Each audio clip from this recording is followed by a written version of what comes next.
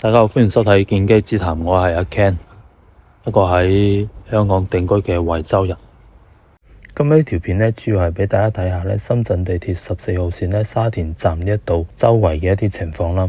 因為其實一直我都坐地鐵由深圳呢一邊咧去到香港嗰邊嘅，但係咧都好少去行下附近沙田站周圍嘅一啲村屋啊、一啲鄉下嘅情況嘅。呢一日咁啱有時間咧，我就嚟呢一邊行下啦，順便係拍條片咧講下我呢2年幾由深圳惠州嗰邊坐地鐵去香港，每個星期咁樣來回嘅一個感受啊，同埋一啲諗法嘅。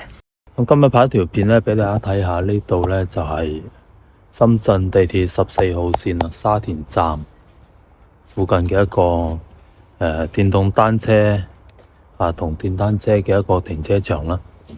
咁度好多位嘅，咁係好多喺深圳返工啲人咧會揸電單車嚟到呢一度，跟住再行過去嗰邊咧，去到沙田站坐地鐵去深圳返工嘅。咁我之前都拍過一條片咧，記錄自己喺沙田站咧去到香港旺角嘅一個記錄啦。咁當其時咧都有人話點解要坐地鐵啦？咁耐時間啦，點解唔坐高鐵啦？甚至乎咧評論區有啲非常之唔友好嘅一啲評論啊，啲留言咧話我低 B 喎，咁遠點解唔坐高鐵？點解唔用其他嘅交通方式咧？咁樣。咁其實咧係因為我習慣咧都係揸電單車，跟住泊喺度再坐14號線去到香港啦。咁所以我通常都會坐地鐵多啲嘅。但係我如果係揸電單車去到其他地方，譬如話高鐵站或者係大亞灣中心區嗰度嘅嗰一條西湖巴士啊，嗰啲去深圳嘅嗰啲巴士咧，其實都唔係幾方便嘅，同埋佢夜啲嘅時間咧係冇班車嘅，所以我通常都坐地鐵多啲嘅。咁我由惠陽淡水嘅屋企咧去到香港嘅市區咧，要成2個幾鐘嘅。咁呢個過程裏邊咧，我係會揾一啲嘢做嘅，譬如話有陣時咧，我會打開個 MacBook 啦，處理一啲工作方面嘅嘢啦。咁因為我都做咗成年幾嘅 YouTuber 啦，咁所以其實好多時間我係可以用個 MacBook 咧就可以做到嘢嘅。雖然時間長係長啲啦，但係都唔影響我日常嘅一啲工作嘅。咁有陣時攰啲嘅時候咧，我就會瞓覺啦。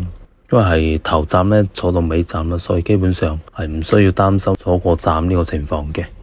咁今日拍條片都俾大家睇下呢一度啦，沙田站附近嘅一條村。咁其實呢一度呢幾年係因為徵咗啲地啊，所以其實有啲村入邊嘅一啲村屋係荒廢咗嘅，俾大家睇下。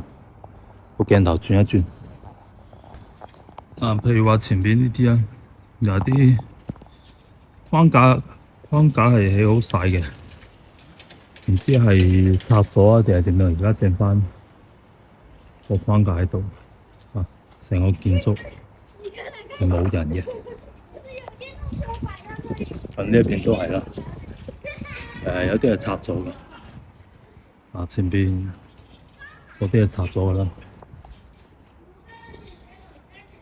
咁其實除咗電動單車之外咧，都好多私家車係泊喺度嘅。咁啲人其實都係喺深圳返工，佢哋咧會將啲車泊喺度，可能都係1個星期啊，或者係每日咁樣，返到嚟沙田呢度再揸車返屋企嘅。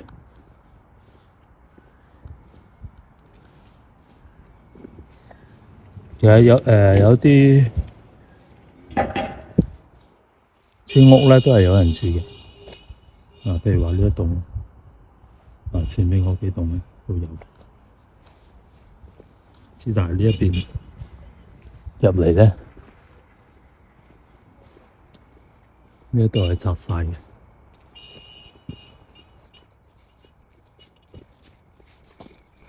所以而家好靜咯。其實都係夜晚7點幾嘅時間啦。因為好多啲村屋係搬走咗或者係拆晒嘅，所以而家呢度特別靜。我可以見到以前呢啲都係啲人屋企村屋嘅門口都晒瓷磚。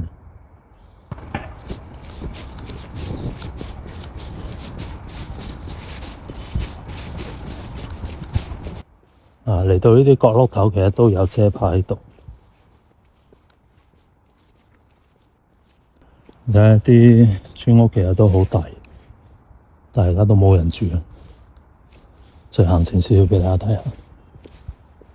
而家咁樣係有少少得人驚嘅。你睇下，好似呢一棟啦，都好大嘅，其實生晒草啊。前面幾棟其實都係，仲有一啲廠房冇人嘅。其實而家沙田呢一度咧，地鐵站就喺前邊嘅，就係呢度出去啦。咁其實對面馬路係有好多廠房啊，同埋一啲學校啊、樓盤啊都有嘅。但係呢一片咧，其實全部都係荒地嘅，都仲未開發。咁講緊而家深衛之間啦，通勤嘅人非常之多。咁呢一區點解咁多啲村屋啊，嗰啲廠房都已經係要拆咧？因為呢一度其實都有一啲規劃嘅。咁可能未來咧係會做一啲商業配套啊，或者係一啲交通中心嘅。咁都希望呢一區咧未來可以有啲建設啦。咁另外一個角度咧，畀大家睇下啦。前邊咧就係地鐵站啦。跟住鏡頭轉過嚟，可以見到呢度好多食肆啊、酒店啊、樓盤啊都有嘅。咁啱先個位咧就係嗰度入邊呢一片咧，我見到而家係冇任何嘅高樓啊，或者係建築都冇嘅，就係啱先嗰個停車場。嗰度係全部拆晒啦，同埋再行入去嗰啲村咧，就係啱先畀大家睇。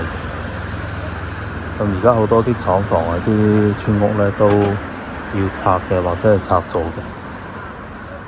咁再前面啲咧就係 C 出口啦、D 出口啦。所以其實呢一度未來咧，相信都會起一啲商業配套啊，或者係深圳政府咧係會有一啲規劃喺度。咁始終呢一度嘅人流量咧其實好大，成日都呢度都會塞車啦，因為呢度係去惠州嘅。咁所以其實我點解鍾意坐地鐵咧？因為時間比較自由啲嘅。咁我呢過去嘅年幾嘅時間，基本上每個週末都係去香港，即係去深圳嘅，都係坐地鐵比較多啲。其實都好方便，因為唔受時間限制啦。咁我都可以揸電單車咧，嚟到沙田呢一度，跟住再泊好架車，再坐地鐵。所以對我嚟講係一種出行方式係比較方便啲嘅。咁當然啦，其實喺惠州呢一邊都好多嘅交通方式可以去到香港嘅。OK， 今日條片就簡單咁樣記錄下畀大家睇下。但係沙田地鐵站附近呢啲鄉下係點樣嘅啲村屋。OK，我哋下期節目再見啦，拜拜。